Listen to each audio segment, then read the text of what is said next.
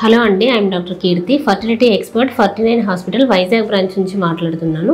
So ఈరోజు మనము premature ovarian failure అనే టాపిక్ గురించి డిస్కస్ చేసుకుందాము.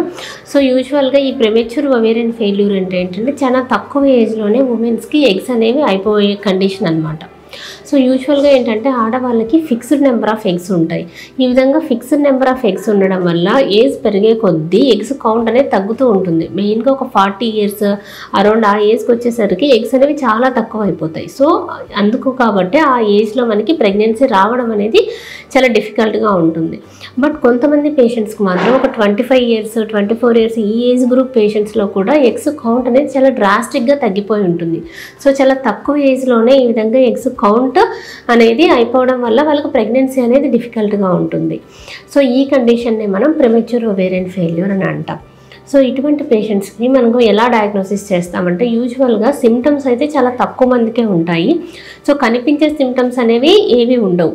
కొంతమందికి మాత్రము మెన్స్ట్రువల్ ఇర్రెగ్యులారిటీస్ ఉంటాయి, అంటే చాలా తొందరగా డేట్స్ వచ్చేయడము, స్కాంటీ బ్లీడింగ్ అవ్వడము పీరియడ్స్లో ఇలా ఉంటాయి. మేము ఒకసారి ట్రాన్స్వెజనల్ అల్ట్రాసౌండ్ చూసినప్పుడు మాత్రమే మాకు ఎగ్స్ కౌంట్ ఎప్పుడైతే బాగా తక్కువ కనిపిస్తుందో, అంటే ఏఎంహెచ్ వాల్యూ ఎగ్ కౌంట్ మనం బ్లడ్ టెస్ట్కి ఇచ్చినప్పుడు అందులో కూడా కౌంట్ బాగా తక్కువగా ఉండడం, ఫర్ ఎగ్జాంపుల్ <1 ఒక 0.5 0.6 ఇలా ఉన్నప్పుడు మాత్రం మనం పేషెంట్స్ని డయాగ్నోసిస్ చేయడం అవుతుంది. దానికి కాకుండా ఈ పేషెంట్స్కి యూజువల్గా వీళ్ళకి కొంతమందికి థైరాయిడ్ ప్రాబ్లమ్స్ ఉండడము, ఇంకా రిమైనింగ్ కొంతమందికి ఏంటంటే ఆటో ఇమ్యూన్ డిసీజెస్ ఇలాంటివి రేర్గా ఉంటాయి. సో ఈ కండిషన్తో బాధపడే వాళ్ళు మెయిన్గా ఎందుకు ఇలాంటి కండిషన్ వస్తుంది అంటే జెనెటిక్ అనేది మెయిన్ ప్రాబ్లం. సో చాలామందికి కొన్ని జీన్స్లో ప్రాబ్లం ఉండడం వల్ల, కొంతమందికి ఏంటంటే ఈ ఆటో ఇమ్యూన్ డిసీజెస్ కూడా అసోసియేట్ అయి ఉంటాయి. సో మరి రిమైనింగ్ ప్రాబ్లమ్స్ ఇంకేమైనా వస్తాయా అని చెప్పి అడుగుతూ ఉంటారు.